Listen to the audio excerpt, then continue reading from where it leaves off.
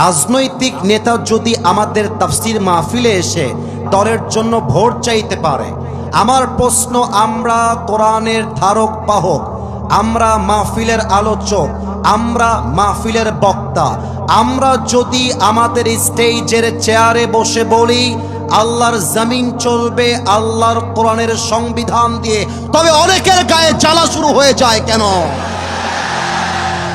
আপনি যদি আপনার দলের জন্য ভোট চাওয়ার পরে রাজনীতি না হয়ে যায়, আপনি যদি দলের জন্য ভোট চাওয়ার পরে কোনো বাধা আমরা না দেই, আমরা যদি বলি রাজনীতি যদি করতে হয় কোরআন দিয়ে করতে হবে, রাজনীতি যদি করতে হয় শরীয়তের আইন অনুযায়ী করতে হবে, এই কথা বললে আমাদেরকে বাধা দেওয়া হয় কেন?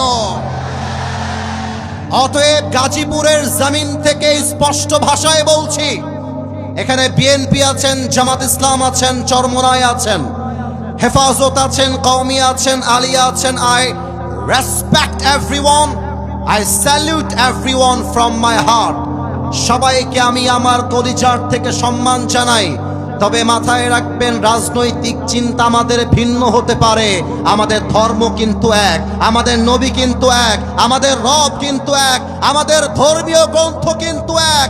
অতএব হাতে হাত রাখেন, বুকে বুক মিলান, আগামীর বাংলাদেশ চলবে আল্লাহর কোরআনের সংবিধান দিয়ে।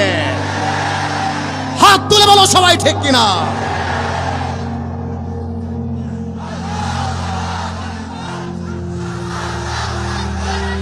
আপনারা দেখেছেন ঢাকাতে ওসমান হাদির মাথায় গুলি করা হয়েছে।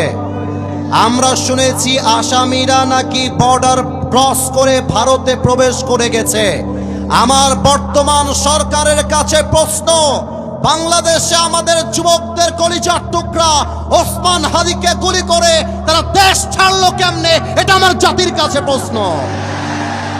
আপনারা যদি জামাত বিএনপির মারামারি বন্ধ করেন, হুজুরে হুজুরে চুলকানি বন্ধ করেন, হাতে হাত রেখে কাজ করতে পারেন, আমি আসিফ হুজুর আমার বুকের পাটার সমস্ত শক্তিকে এক করে বলছি, আওয়ামী লীগ তো দূরের কথা, আগামীতে নব্য কোনো ফেসিবাদ এই বাংলার মাটিতে তৈরি হবে না ইনশাআল্লাহ। আলেম ওলামাদেরকে বলবো, আগামীতে ইসলামের দেশ করবার যে সুযোগ পেয়েছেন, আগামী 50 বছরে সেই সুযোগ আর আসবে না। অতএব কওমি আলিয়া ভুলে যান, জামাত ইসলাম চরমোনাই ভুলে যান, হাতে হাত রাখেন। আগামীর বাংলাদেশ ইসলামের বাংলাদেশ, আগামীর বাংলাদেশ আলেম ওলামার বাংলাদেশ, আগামীর বাংলাদেশ দাড়ি টুপিওয়ালাদের বাংলাদেশ, ঠিক কিনা বলে? আল্লাহ যেন সবাইকে কবুল করে, পড়ে সবাই আমিন।